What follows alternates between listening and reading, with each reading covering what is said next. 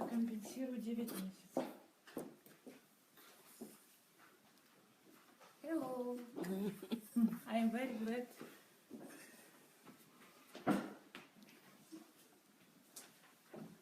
Hello, is anyone joining us? How are you, everyone? Hello, hello, hello. How is everyone doing today? It's Thursday. How are you? It's our day 7 of this great DSA Golden Jubilee question time. Yay! How are you, Dee? Mufelola, good evening. How are you? Hello, guys. Hello, Shagun. How are you? Brenda William, how are you today? Ruth, good evening. Good evening, Daniel. Rochelle White, how are you? Good evening. Hello, Innocent. How are you doing? Good, good, good. As you're coming in, guys, can you please share? My favorite word, share, please. Hello, Queen Anastasia. How are you doing? Hello, Faith. How are you doing today? Odebumi, good evening.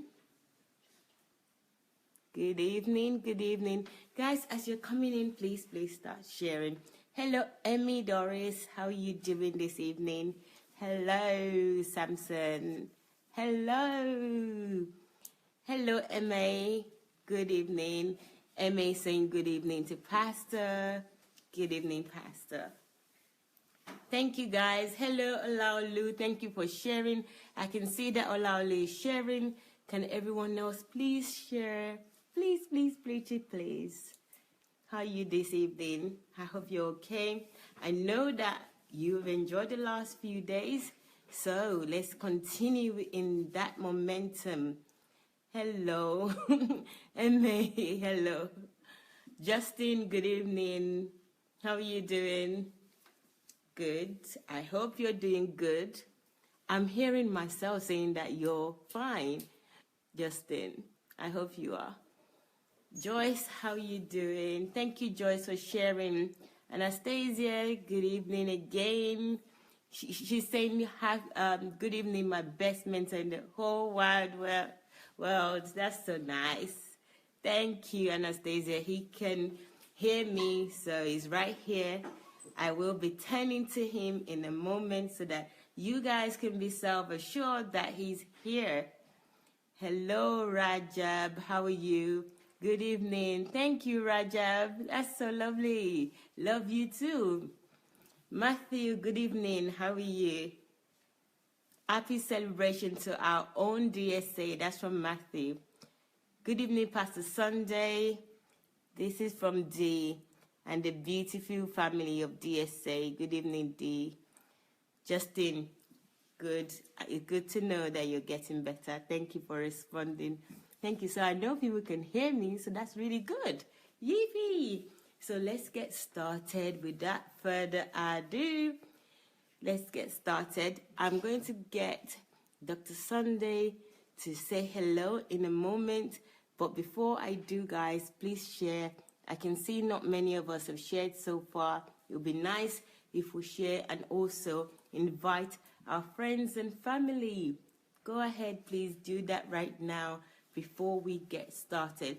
I'm going to just go for a quick summary of where we left off yesterday. Yesterday was quite interesting, a lot of questions, and if you want to check out the questions, you can check out the questions and the video that we did yesterday on YouTube. It's available. It's still available on Facebook as well, but YouTube, if you don't know, is Sunday Adelaja Official. So that's Sunday Adelaja Official for YouTube channel, so you can check it out.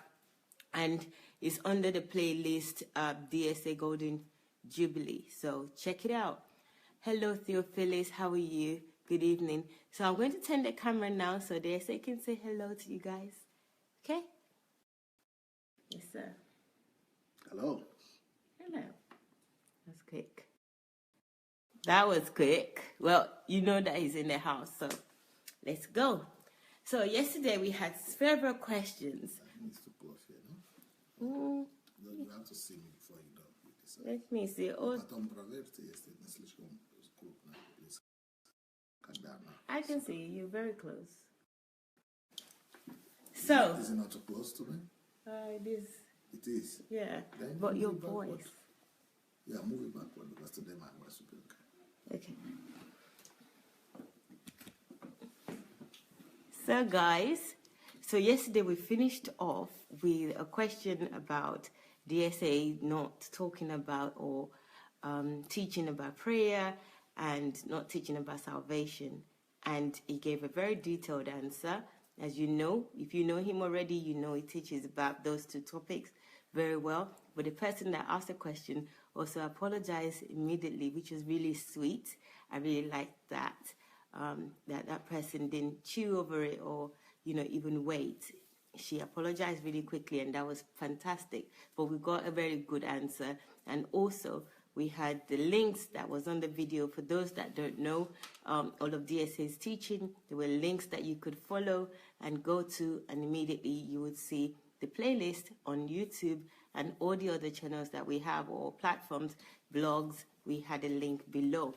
And then there was quite some questions about Pastor Sunday and Pastor BOSE, which was really interesting. I read the comment later, and I know a lot of women really loved these answers, and they felt really good. And I saw some of the men's comments as well after about being a personality, Pastor Sunday being a personality on their own, and even though they're married and she's a pastor and he's a pastor, there's no conflict at all. They're both independent of their calling. Their calling is independent, so they do what they have to do because God called them individually. Just because they're married doesn't mean that they have to be glued together. It's very interesting answer, and I can see that a lot of people were putting love and giving comments how great the answer was. So that was really enlightening. I know also that there's a few questions more on Pastor Sunday and Pastor BOSE. So we would answer that today, hopefully, if we have the time. But as I'm doing this summary, guys, keep thinking about your questions and send more questions. Your question might be up today and you get some answers. Yay! So I'm just waiting for you guys to share. Please share this. I can see that not a lot of people have shared so far.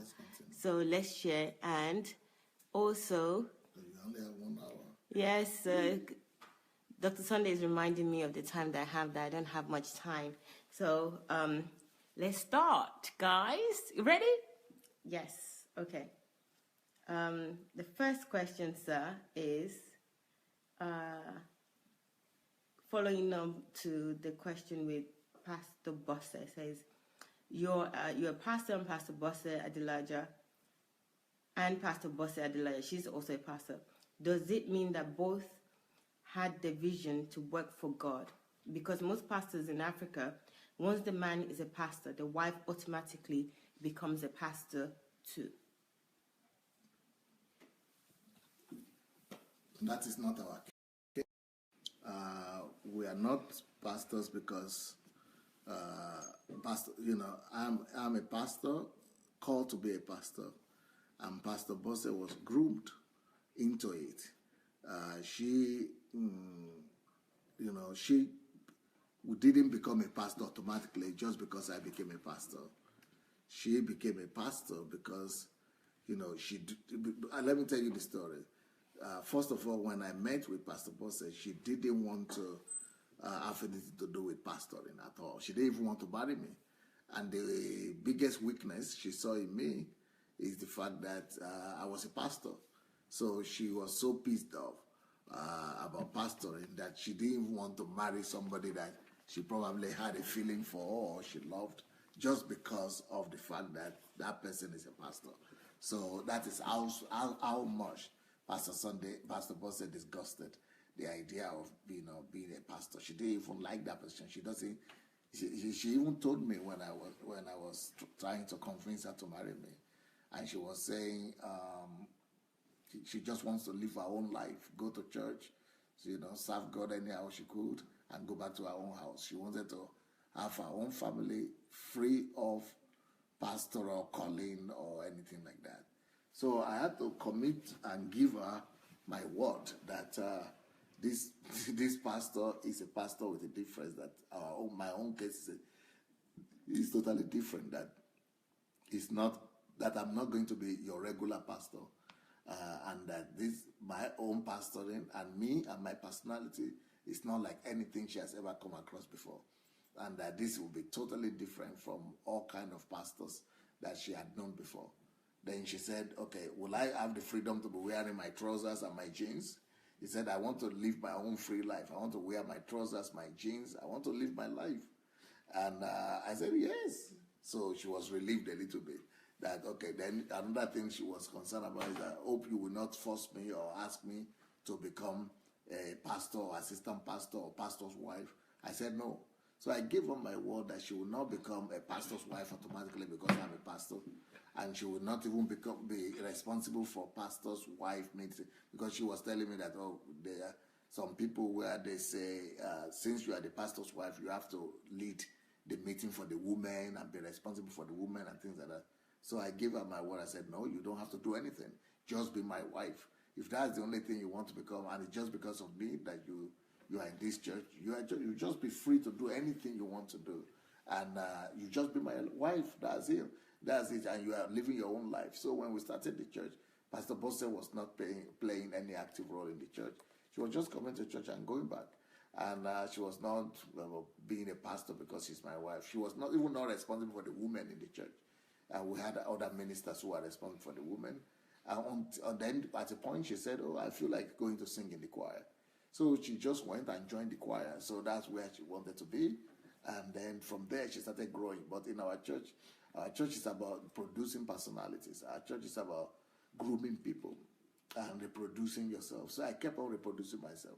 So she kept on saying ordinary people that will come from the street as nobodies and become, greater things than anybody could imagine. And she started seeing alcoholic, drug addicts, people that were worse than her, how they were becoming leaders, pastors, and they were becoming respected people and being successful, and God was using them. And she started wondering that, oh, why am I worse than this? So this thing is really working. She saw a different kind of God, a different kind of gospel, a different kind of pastor, a different kind of ministry. And she just started, she worked her way up, though. She didn't even begin to take any position because she was my wife. She kept on in the choir. Then the highest she grew to in the choir is the back vocal. The lead, not as the lead singer, but the backup. So then later on, she started leading home group, and after she became a leader in the home group. Then she started doing some ministry to other people and different people. So that's how she began to grow until she was already so grown that everybody knew that she was already a pastor. So she kept on growing from one position to the other until she became a pastor. So. So it's not automatic. It's not because I'm a pastor, then she has to become a pastor. It's about our own calling and our own passion and our own desire. Hey, there you have it. She wanted to become a pastor at her own pace and at her own choice. No influence other than God. And there you go. Maybe support from Dr. Sunday as explained there. So, next question is also about you and Pastor BOSE, sir.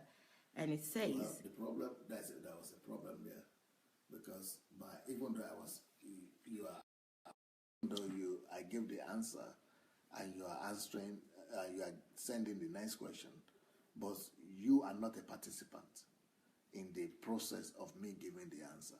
And if you are going to become a lead interviewer, you have to listen to what I'm saying, because it is what I'm saying that will generate the next question, not just automatic going through the list. It is because you didn't hear what I was saying very well, so you couldn't even see that there were some points and areas where you are supposed to comment, as usual, which you would normally do. But today you got distracted by picking another something. He said you are supposed to just do one thing: listen to me and ask your question. When you ask your question, I listen to you. So you must respect me back. When I'm now answering that question, you must listen to me. Otherwise, you will be lost. Then you will not know how to continue. You will not be able to roll. So you are not able to roll right now. You just cut it off and next one. So that's not what this is all about. Guys, lesson 1 today. There I am. I've got it. So what happened there was Pastor answered a question and I wasn't paying attention, as I sometimes don't. Then, which is true because that question was quite detailed. And in that question, I could ask a follow-up question in it because there's so much in it and there's so much more that it could be extracted from it. But I didn't pay too much attention because I believe I've heard this before. But guess what, right? I am going to go back. Them. I know, and I'm representing you. Someone will be there for the first time. Guys. Okay. And okay, I'm representing you and other people that are just here for the first time. Okay, sir. On that question, I'll come back to you because I'm still on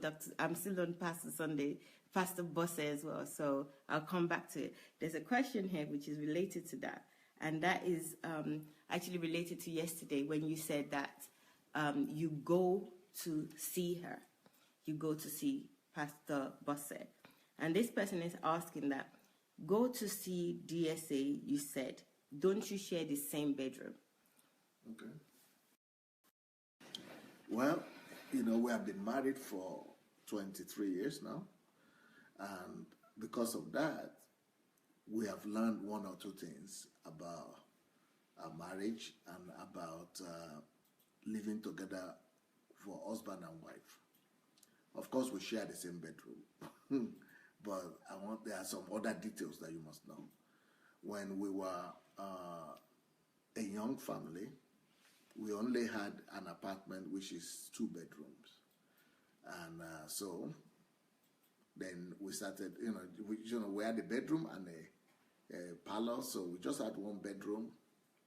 So that was okay. And for the first 2 years or 3 years, then later on maybe 4 years, not 3 years. Then later on we got a bigger apartment, which was for 4 bedrooms. So then we started having children, so everybody had their own rooms, and then we had our own room. Now, because we had lived together for more than 10 years in apartments, just having 1 room, 1 bedroom, and of course sharing the same bed. But by this time, it was already like maybe 13 years or 15 years of marriage. I have grown to become a pastor, and Pastor BOSE also has grown to become a pastor, who are developing at the same time. So while we were still living in the apartment where we were living, we have discovered that something is not working right. It is a nuisance, and we have become a nuisance to each other in the bedroom. That is not nuisance in the sense that, nuisance, but we have become a disturbance to one another in the bedroom. So having 1 bedroom, so in that bedroom, I will bring my books to that bedroom. In that bedroom where my wife is sleeping, of course I'm lying and I'm also reading, and she's sleeping, the light is on. That is a catastrophe. Then in that same bedroom, I wake up at maybe 5 o'clock and I want to go and pray while she's there and she's sleeping, and that's what I call nuisance. I'm creating a lot of discomfort for her. The same thing for her too, because she's waking up. I then go to bed. Maybe I finish praying at 5 and I go to bed to sleep a little bit, and then she's waking up and she has to take care of the children, and they're coming in and out of the bedroom. So it's not working. It's okay, but okay, another thing is we'll come back to sleep in the bedroom. My wife wants to open the window because she wants the fresh air and something like that. And I'm cold. I said, no, because it's winter or something. Or I want to open the window, or I want to close the window. That is one of the challenges of living together with another person. And that's one of the challenges of being husband and wife. But because in our mind and in my mind and in our mind, it is unconceivable. There is no way to solve that problem, because we have always known one thing: husband and wife must just share one room and one bed. Husband and wife must share one room and one bed. So we are nuisance to one another, but we have to keep on getting angry, getting irritated, getting frustrated, getting dissatisfied, unsatisfied, and stepping on each other's toes, even though we know there could be an answer. So when we are now moving to this big house, I knew the solution, and because I had seen this before in somewhere else, but I thought it was strange, because what I saw was that I went to see a family in my church. They were already older people. They were in their 50s, and I saw that their bedroom was totally different from what I had known. What was this bedroom like? It was a large bedroom, but that is divided with different beds, but this, the same. But it's transparent to see each other, but you could close it. You could draw something to close, and there's a bed there. There's a bed here. Transparent. With very unique. You could walk in and out from that place to the other, but it's still separated a little bit. But two beds in one bedroom, and large, big. So when I saw that, I first of all thought, why are you having this? What was this like? So I'm the pastor, and I was trying to teach them and rebuke them. No, you must have the same bed. That was when I was younger. But when I now became busy, and Pastor BOSE became busy, and she wants to read, sometimes she wants, and especially in that apartment when there is no other place, it's just you, and then you want to come and do something in the night, you wake up, especially with wives. Or men understand what I mean. I mean, she's waking up, she wants to go and dress, she's taking all kind of details that women do. Oh, this wardrobe, that wardrobe, the painting and the cosmetics, and you are trying to sleep, and she's walk up and down. She's going out of that room. She's not even noticed it 10 times or 20 times, and the door is cracking. And then you are trying to sleep. So it is. Why do you face that? Why should you endure that when you could resolve it? So when we now have, of course, there is nothing you could do about it when you are poor and when you are small and you don't have an opportunity to address it. But when we were now planning this house, we had discussed it with my wife that it would be a wonderful idea to have a kind of house whereby, apart from the bedroom, we could have an adjacent room, so that when I wake up in the morning, for example, and I need to go and pray, because I used to pray just in that room as well, and the light on, or some of the light on, and so why don't I just wake up and quietly step out to the adjacent, in the same bedroom, but with a door. We just step out to that other room. It's a precursor room. So we step into it, and then there I can put on the light, I can even put on music and close the door. Because sometimes that's what happens. I want to always sleep with music on. And she cannot sleep with music on. Or vice versa. So now we could fix all that. So when I need my music, I just wake up and go and be praying there. Then the same thing with her. When she, wakes up, she could use that other room and do everything she wants to do while I get my rest. And so, we considered that before we build this house. So when we were planning this house, I put it, to the architect to plan that in. So now, but when Pastor BOSE became a pastor, full-time, that was what we were living like that, and it was okay, very good.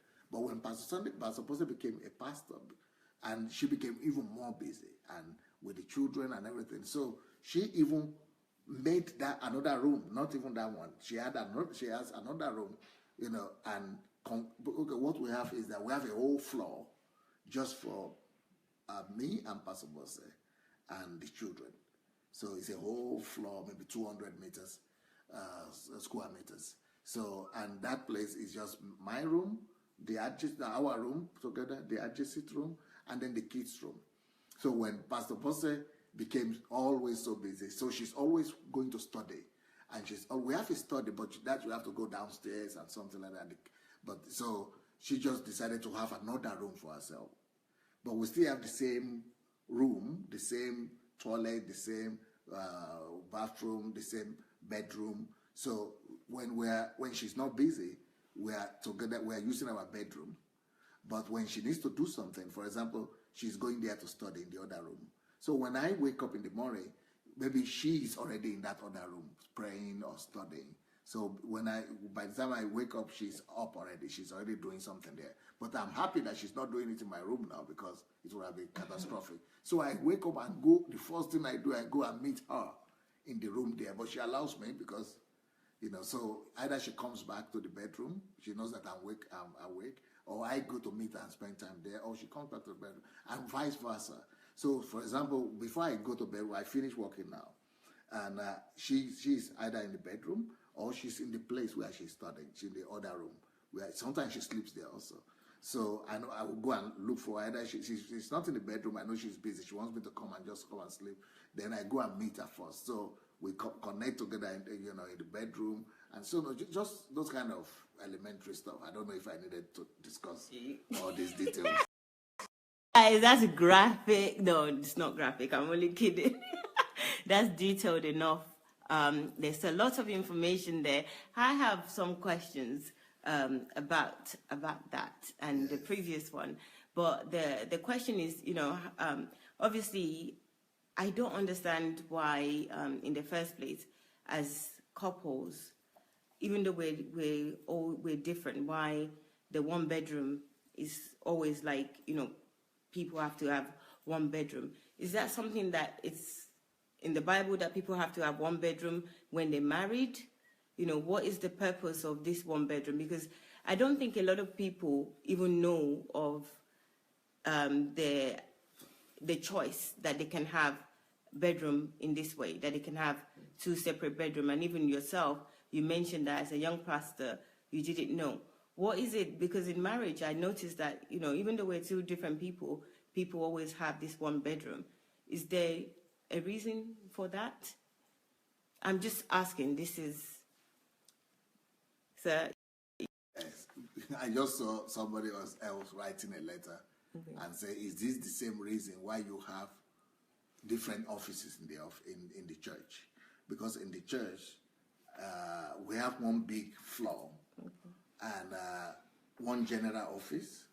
So when you come to my office, you see the secretaries and then upstairs. Then one to the left is my own office, my own department of the office, my own section of the office. Then to the right, you go to the room and to the office of Pastor BOSE. So even though we are in the same territory, but Pastor BOSE has her own office, large place, and I have my own office. But even though we could walk in, easily walk in and out to one another's office, just like the same way the bedroom is too. But there is door, so we could always walk in, but we could also have our privacy if we need to, and our space. So is that the same reason why we have that in office? Definitely. Because I'm a pastor, full-fledged pastor. Pastor BOSE is a pastor. Some people want to see her. Why should she be using my office? And some people want to see me, or she wants to be, okay, for example, can you imagine if you had been using the same office, Pastor BOSE, she is meeting with somebody, talking now, and I want to come and just be alone and sleep or pray or talk to another person or just study or meet with my own people or have a meeting. But I cannot, because we'll be disturbing each other. The same thing with the bedroom thing. Now, to answer your question, is that a law that every couple must have one bed? Bedroom and bed? Is it in the Bible? I don't think it's in the Bible, but it's like creating an impression to the public that you are having the same bed, so that people don't think that if you have two different bedrooms or separate rooms, that you are having bad relationships. It's just like people trying to communicate to people that we are one, and we are one, we don't have any problem. If you have different rooms, so people might be thinking you have problems or something like that. I think it's just a stereotype. It's just like saying, when I told a story one time, when I just got married, I was basing my family on a principle that says that the family that prays together stays together. I never knew that particular phrase was about to destroy my family. because I was making my wife to come and pray with me every day. And the way I was praying those days was that I would wake up 2 o'clock, I'll sleep at 12, wake up 2 o'clock, and from 2 to 5, I'll be praying. And I will be waking her up to pray with me. We almost destroyed her, my family, and everything until God rebuked me and said that, where is that scripture in the Bible? You pray together when you have the time, when you agree to come together, when you have an issue to pray together. Otherwise, everybody is walking before the Lord. Give her the freedom, give her the permission, to be the liberty, to be able to pray at her own convenience, not at your convenience. And don't be forcing her, to pray, because the family that prays together stays together. So it's very similar in the same way with the bedroom thing. With the bed, as if we have to use the same bed, as if, that is the indication that we are staying together. It could just create only more problems. Wow. This is wisdom. This is real wisdom and common sense as well. We're two different people. We have different even body temperature, how we feel in the bedroom, with the windows open and closed, but we all endure this for the sake of marriage. I mean, this is like really practical life, living your life well, so this is great. I wonder if anyone has got any questions about this, but put it down in the comment section. If I don't say it today and ask, I will definitely ask tomorrow. So please do that. That's the only question that I have about that. It's very clear. It's common sense. You can read their comments. Okay, let me read if anyone has got a question about this. Common sense approach, somebody says. Every couple needs to listen to this. That's good. So why don't you share, Innocent, and everyone else? Yes, it's true. Every couple needs to listen to this because people are dying and being destroyed or even enduring their relationship because of this. They can't even ask their partner that I want a separate bedroom, even if they can afford to have a separate bedroom. So please share. Adi said, beautiful. Thank you, Pastor. Wonderful words. Dare say you're phenomenal. That's Elizabeth saying that. Wow. Word. It's so true. I remember when in church, you wanted to only speak to the pastor's wife. It was never easy to speak to her alone in a separate room because there was only one office. That's so considerate and forward-thinking in so many ways. That's Julie saying that. This is called having a life. That's Nikki. Pastor Nikki saying that. 2 reasons African couples share rooms is lack of extra room. Economic, yes. Ignorance, cultural beliefs of making up quickly when there is a misunderstanding. It does not work because it brings about physical and mental stress. Well done, DSA, for sharing this. So this is a good point. I have a question about this because I've heard preachers preach about, if you had an argument during the day, if you're sleeping in a separate bedroom, then you can't resolve that. You can't resolve that argument because you go to bed in a separate bedroom, blah, blah, blah. So I've heard that before in church.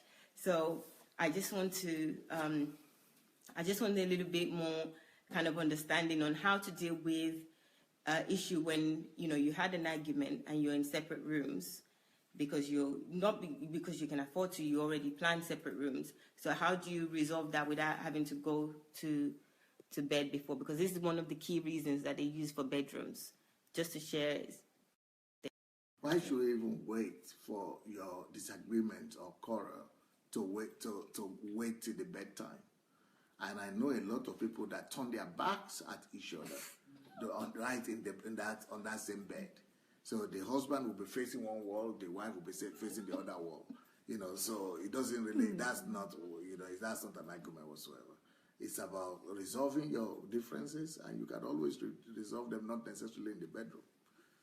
It's another thing, if you don't agree, I think it's important for the two couples to understand the need for this.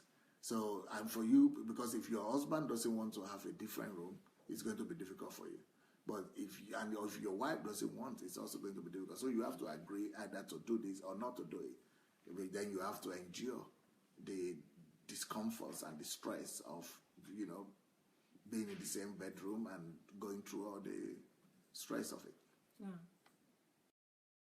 That's one thing that I missed. You both have to agree. Wow, that's true. Because one person could think this is a good idea, and the other person think, no, it's not a good idea. I don't want you to. That's an opportunity to do all sorts. It's about trust as well. So yes, you do have to agree. Yes, key. Well, let me read a couple more questions. I think couples should have separate bedroom for sanity's sake. That's Chioma saying that. We're taught in church to have one room, no separate room. Oh, that's Ufoma. I used to preach against 2 bedrooms, but now I understand. That's Pastor Nikki saying that. Okay, let's continue. Yes, everyone needs their space, so it's not easy to live together. Yes. Thank you guys for your comment. Keep your comments coming. Next question, sir. Is it okay to ask the next question now? Yes, please. Okay. I wanted to ask a question now about the one you answered earlier about Pastor BOSE in church and developing too. Have you ever asked her the reasons why, her reasons for, not the reason for development, but what really triggered that she was now comfortable and she's so, I can't imagine her not being a pastor because I've seen her and I've seen how she is in church. So have you ever asked her what was the trigger? I just said it. I mentioned it already. And I didn't. Hold on. When she started seeing other people who are worse than her, who are weaker than her, who are not as educated than her, even drug addicts and alcoholics, becoming somebody. That's why I say you are not listening to me when I answered that question. They were becoming somebody. They were graduating from, down and out people to becoming respected pastors, successful people entering into their callings. And she was my wife. And she said, I'm living with him.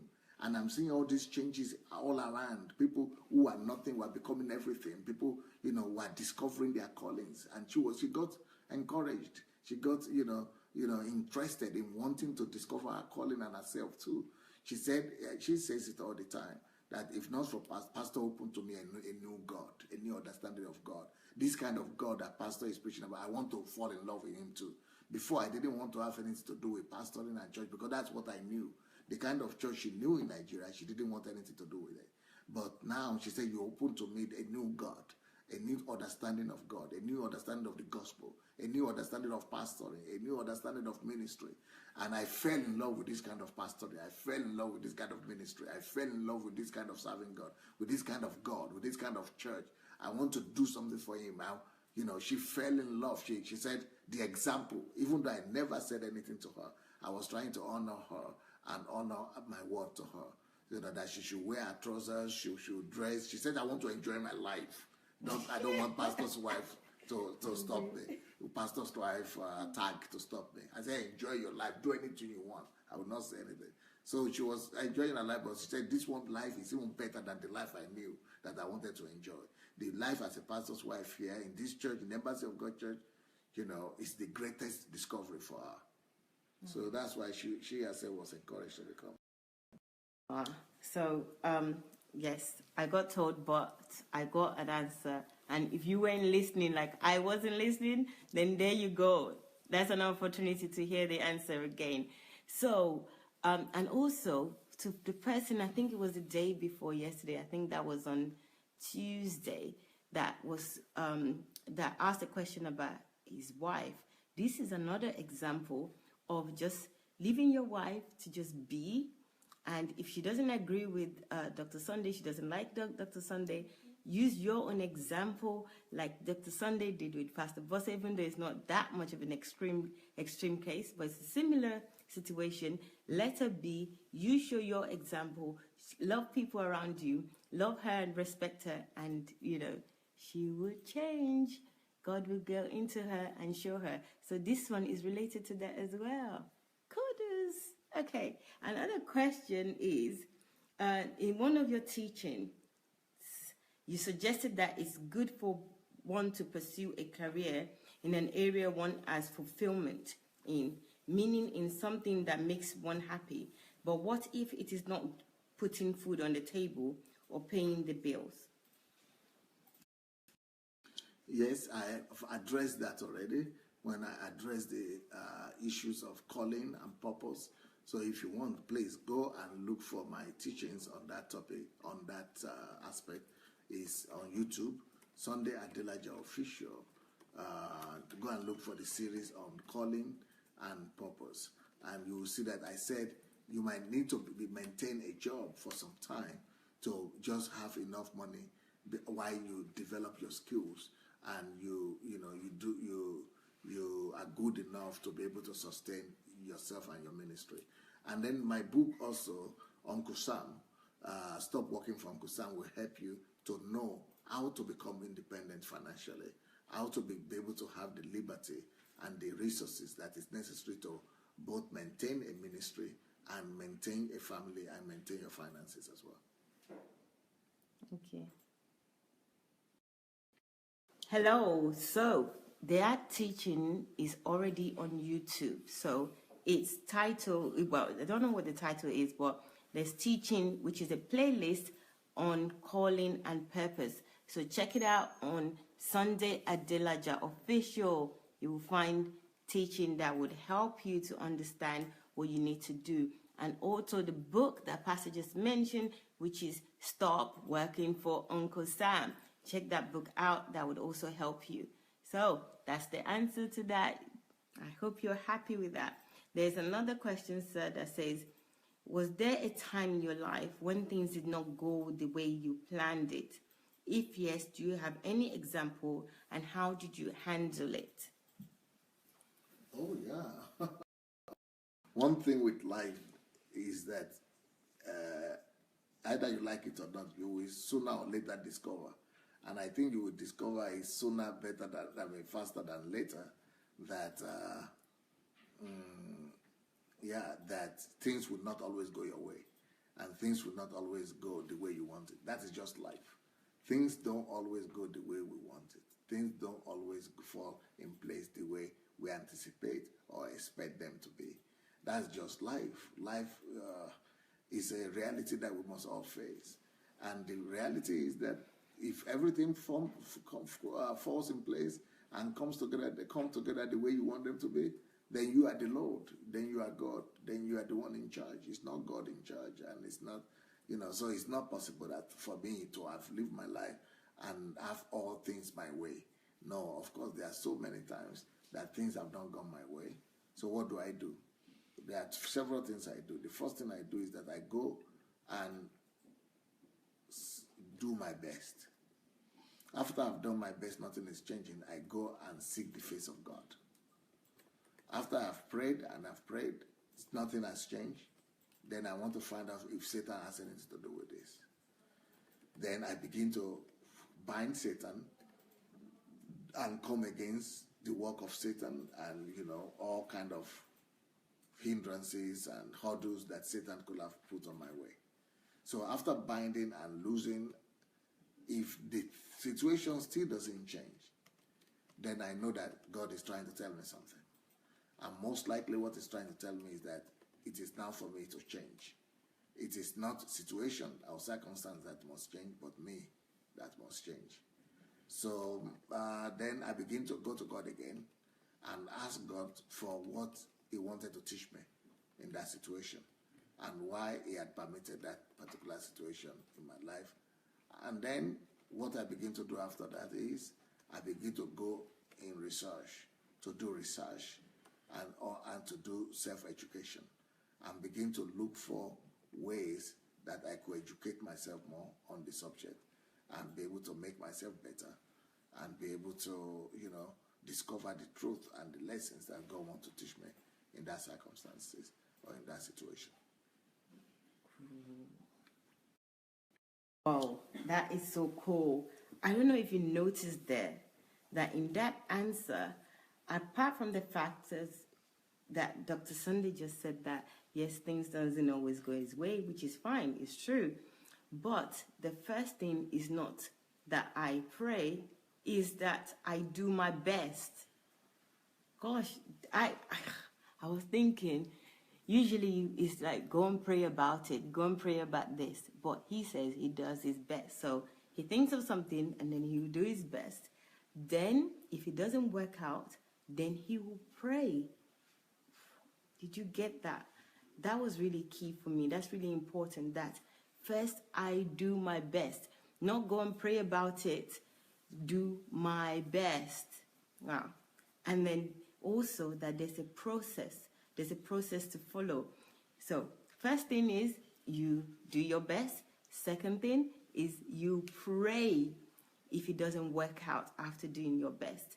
Then if you pray that God should help you. If it still doesn't work, you bind whatever you need to do with the devil. You do that. If that doesn't happen, if the thing still doesn't work out, then you go back to God and you ask God that, God, what's going on? What do I need to do? Then I need to change. There's something that I need to change. It has nothing to do with the devil because I've prayed. And then you would ask God what to do. After asking God what to do, you start to develop yourself. God would open your eyes to see what needs to be done. You develop yourself and do your research. Wow, wow, wow. This is really good. There is a process there. That's like the ingredient to all my worries. Like if things doesn't go my way, I'm like sulking, like, no, it has to go my way. So here, guys, that's one deliverance for you right there. You don't need deliverance. That's one deliverance because I just got delivered. Okay, another question, sir. It says, how soon do you think, this is about Nigeria Transformation Project, and it says, how soon do you think you'll be in Nigeria? And aside that, will some DSA-funded project kick off before you arrive in Nigeria? Okay.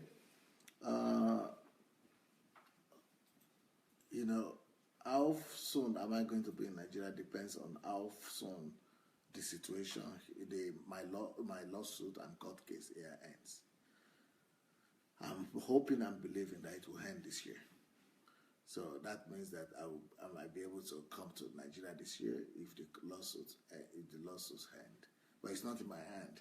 This is the example to an illustration to the question that somebody asked. What about when things don't go my way? Like things are not going my way in that sense too. But I have to be patient, and I have to learn obedience through what I suffer. So then there are some projects that are going to be kicked off in Nigeria before I come. Yes, it's better to say no. I will be doing some things on grant, maybe from this year or from summer. Either I go there, I don't go there. There will be some things that will be going on. But it's as good as saying no. Because if I say yes, people will think that they could ask for help already or we could begin to do. But right now, there are some things that are going on already right now. There are some disciples on ground in Nigeria who are already doing some things. So he's going to be on that level, on a very modest minimum level before I come. So, but my own programs, my Nigerian Transformation Project will take effect after I get there. Hey, there you hear it. Nigerian Transformation Project. If you don't know about this project already, so let me tell you a little bit about it and where to find out. Go to sundayadelajablog.com/Nigeria. You will find details of the Nigerian Transformation Project on that blog or website if you prefer. And there are two forms on the website. You will find one that if you want to join the project, if you want to come to Nigeria with us, you can complete that form. And the second form is funding. So if you have a project, you have an idea, anything that would help to develop Nigeria, there's funding available. But this funding will be available once we get to Nigeria. So with that funding, there are criteria to meet. You will see all the information in the form, but let me just give you a little heads up. You need to have watched a number, at least 100 of Dr. Sunday Adelaja's teaching. You need to have watched, listened, or if there is audio, and also you need to have read at least 10 of his books in order for you to be able to qualify for funding. There's a reason for this. We need people with integrity. Not that we're saying you don't, but we need to be assured that you have integrity. And Also, for those of you that are followers of Dr. Sunday, hooray, you would already have qualified to some extent because you would have been watching Dr. Sunday for some time. I know I have watched at least and listened to at least 300 of his of these videos, audios, YouTube live broadcast. If you've been watching him for some time now, you would have watched a number of it. So that's one aspect of the criteria met. So for those that don't know, please go to sundayadelajablog.com/Nigeria. Thank you. Okay, so there's another question that says, what are the principles that stood out for you when you started pursuing purpose? Well, principles that Stood out for you. Pursuing purpose. I don't think any principle will stand out for you except those ones you discover. So I would rather phrase that question differently. That what are the principles I discovered when I decided to pursue purpose? Number one, I discovered, first of all, I had a revelation that I was going to become a minister. Then I discovered that I was empty. I discovered I didn't have anything to take there. At that point, when I was 19, I discovered I didn't have what to tell the people, and I didn't even know how to do it. I was empty. That shows me something right there. It shows me that nobody can pursue purpose until they have added value to themselves. I needed to add value to myself. If I don't add value to myself, even though God himself had called me, even though Jesus had appeared to me, but I will say I have nothing to give to people. So that's what the lady in the testimony session that we had today, 2 hours ago, the lady that came spoke about it, that she used to think that the family was more important than self-education. She knew that family was a value, and she knew that self-education was good, but she didn't know that she had misplaced priority. And a lot of people still have misplaced priorities today. Do you know, most people in the world, if you go to them and say, what are the most important things in your life? What is the most important thing you have to do first in your life? They will tell you, what is the most important thing in your life? They'll say, family, my wife, my children. But really, as important as family is, there's something that's more important than family. Self-education is more important than family. And many people don't know this. And so that's what she discovered. And that's what I'm affirming also. That no matter how God appears to you, no matter which God appears to you, no matter which angel appears to you, if you didn't do self-education, if you didn't cultivate your ground by yourself, if you didn't add value to yourself, you will not be able to pursue your calling or to be successful in it. You will not be able to, to be successful in whatever. Even if God has called you there, you will still fail. And you will not enjoy it because you have not added value to yourself. And that's why many people always say, Pastor, you know so much. Why do you know? How come you know all these topics? Because I took my time to add value to myself in every aspect of life, even the aspect that don't pertain to me.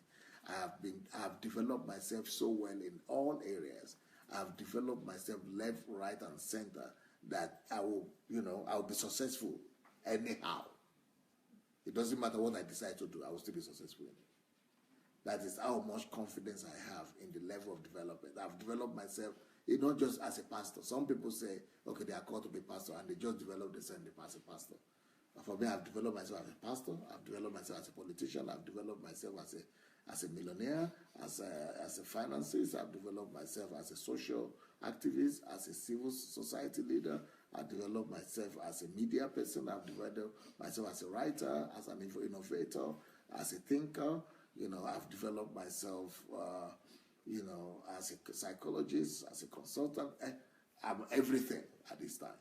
And, the level and the quality of value you add to yourself determines the level of greatness you attain.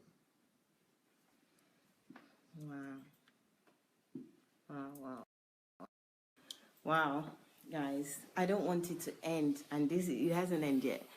The pastor said some things there that even though God has called you, you will still fail if you don't develop yourself. That is really deep. That's profound. there's so many people, I've heard it so many times, I am called. Even I think that if you're called, you have an automatic right to something. But hearing this today, that being called and not developing yourself is heading to failure. And probably this is the talent versus self-development or educating yourself scenario. This is just amazing to say that if you do not develop yourself, you will fail, even if God called you, guys. Or if Jesus appears to you. Wow. Or even if Jesus and angels appears to you. So, gosh, I wish we can get more people to listen to this, especially pastors and aspiring pastors as well, that being called is not the end and be it. You need to develop yourself.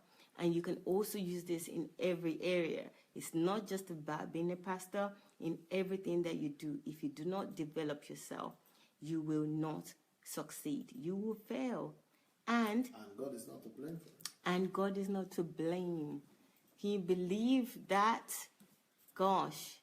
And also, the other thing that he said that struck me in this is that I develop myself in other areas as well. Not just in that, not just as a pastor. And he mentioned the list of areas that he developed himself in. Do you know how many times I've been told that Jack of all trade is the master of none? BS. You know, and for that reason, people just concentrate on one area. And even in church, pastors been telling me that I'm a pastor, that's my calling, that's what I focus on. This is the first ever person that I'm hearing saying that I've developed myself, and proudly saying that as well. I have some questions about this, lots of questions. Maybe I'll write my questions down. And if you have questions as well, please write your questions down. I will extract the questions and put it down so that we can ask Dr. Sunday tomorrow. Our time is fast approaching today. Do we have time for one more? Because we started slightly late, sir, so. It's no problem. I was warning you. Yeah. Okay, I'll take the blame for everything. That's me. Okay. So, guys, don't forget that. Develop yourself, okay? Even if Jesus came to you, you don't develop yourself, nothing is going to happen. It's heading to failure, okay? Don't say I don't help you out. Right. This question is that why is it necessary to honor a single race if we all originated from Adam and Eve? This question came from yesterday when you gave the list of the books, what you're honoring, that you're honoring your family, your race, your continent with the books that you've written or you're writing for your birthday. So I think that's when this person wrote, because it was around that time, that why is it necessary to honor a single race if we originated from Adam and Eve? Okay. Yes, I spoke yesterday that one of the books that I've decided to release for my birthday is going to be about Africans, it's going to be about black people, it's going to be about my race. Because what I've decided to do is that I'm releasing a book that is called Olorunwa. It was released before, but we are going to release the upgraded part of it to honor my grandmother and to honor the family that gave me life and that I came to the world at my 50. At my 50, at the 50 years old, 50-year-old celebration, I want to celebrate my family. I want to celebrate the Adelaja family, the people who raised me up. So I wrote a whole book to celebrate that family and to tell my story to the world. So that is the first book I've written as one of the ways that I am celebrating my 50th birthday. Then I wrote a book for my country, Nigeria, because that is a country that gave birth to me. And I don't believe that I could become who I've become right now without being a Nigerian. I'm proud of Nigeria. I'm proud to be a Nigerian. So I've written a book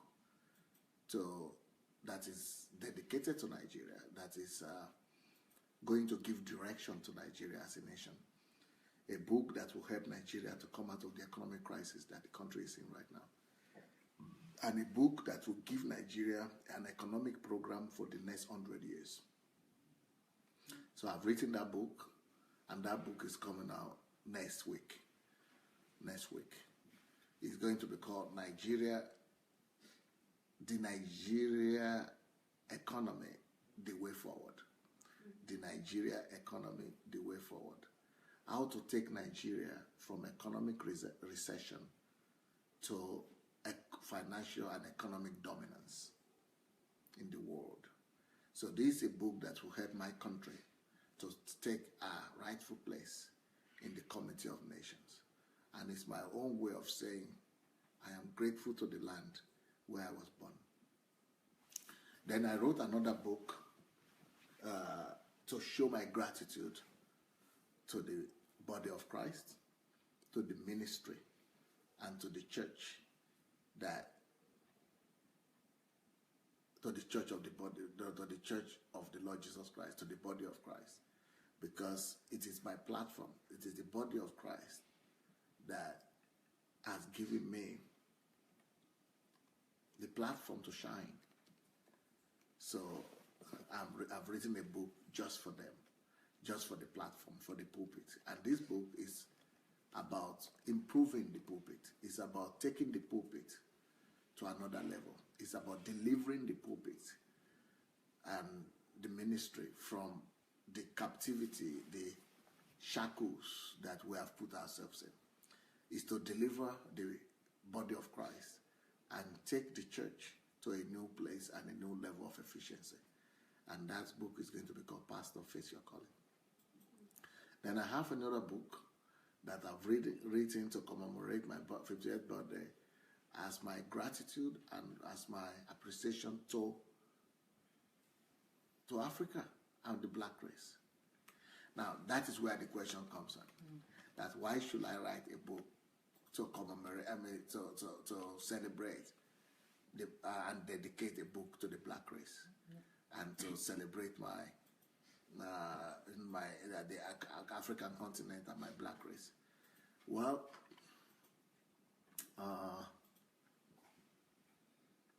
I'm just trying to show gratitude. I'm trying to identify my roots. I don't think there is anything bad about you trying to identify your roots and give it the recognition that is needed. Now, the person that is asking this question is saying, but we are all children of God.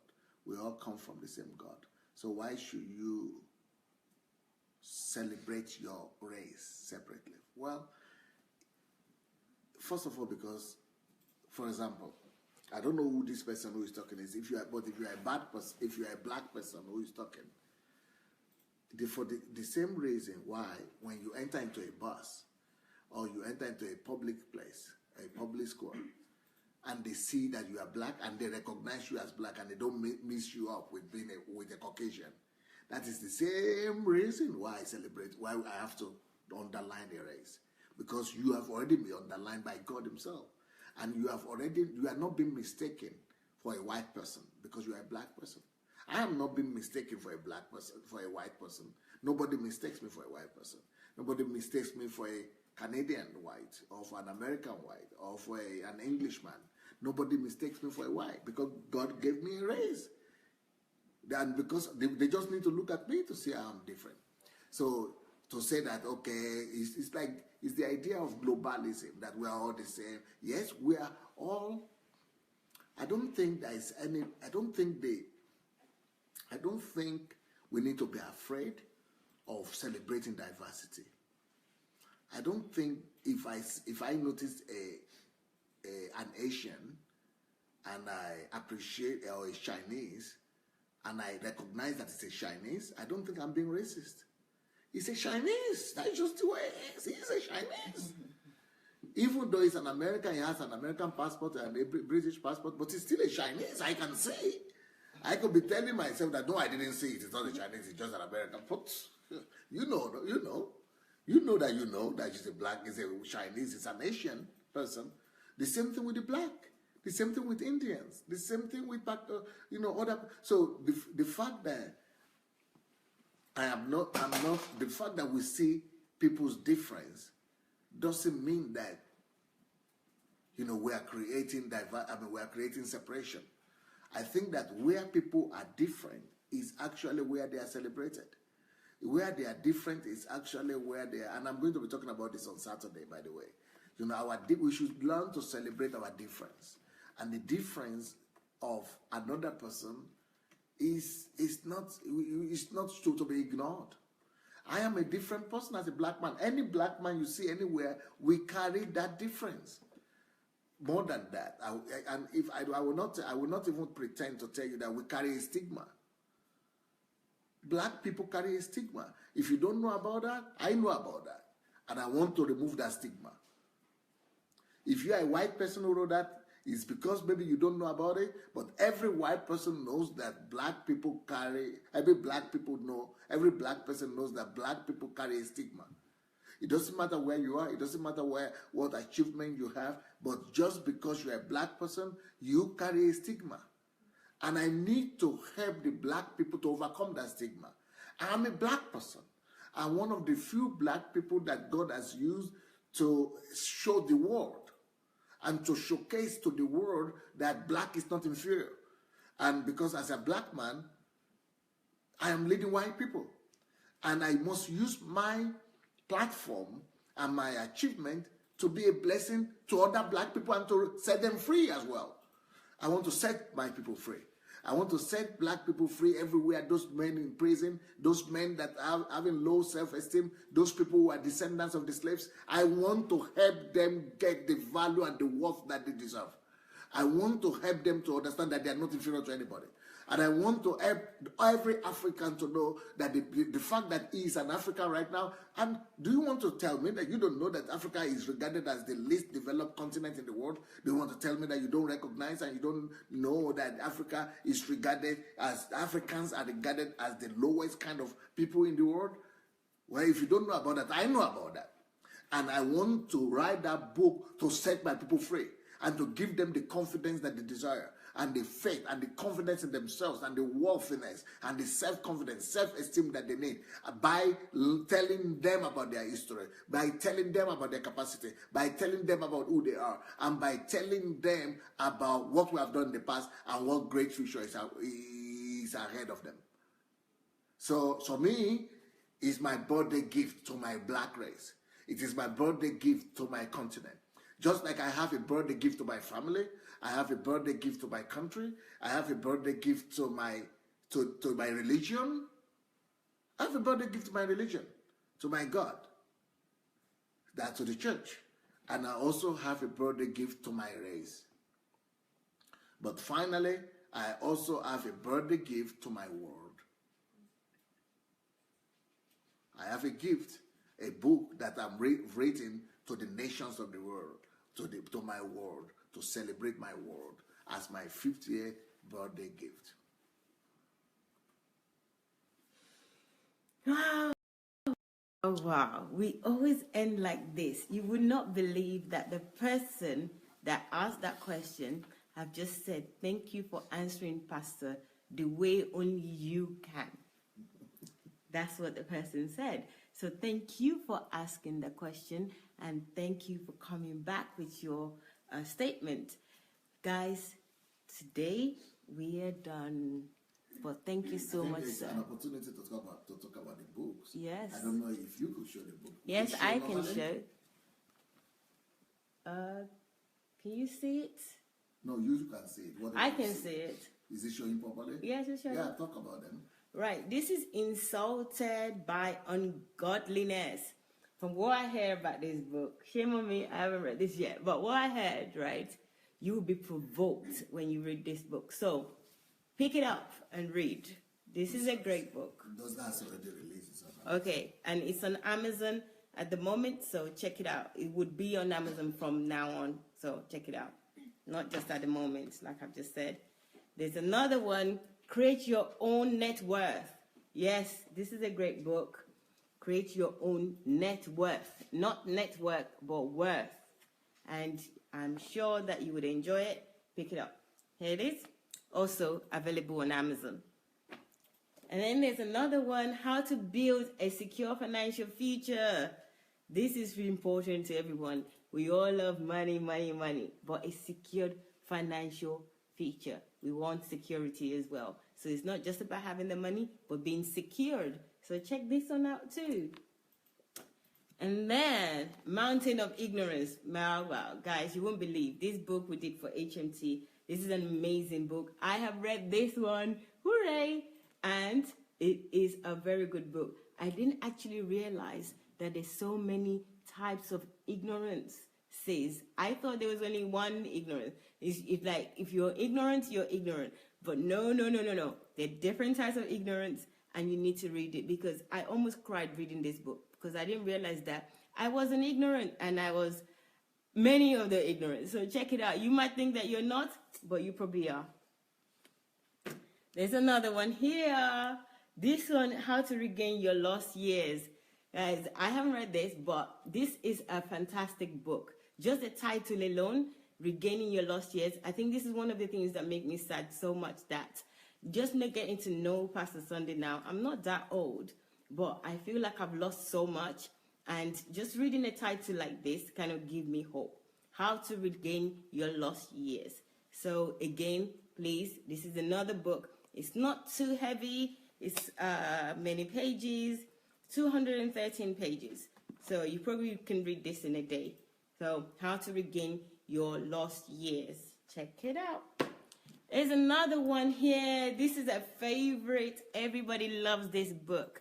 Stop Working for Uncle Sam. Uncle Sam. Stop Working for Uncle Sam. This is a fantastic book. This is a great book.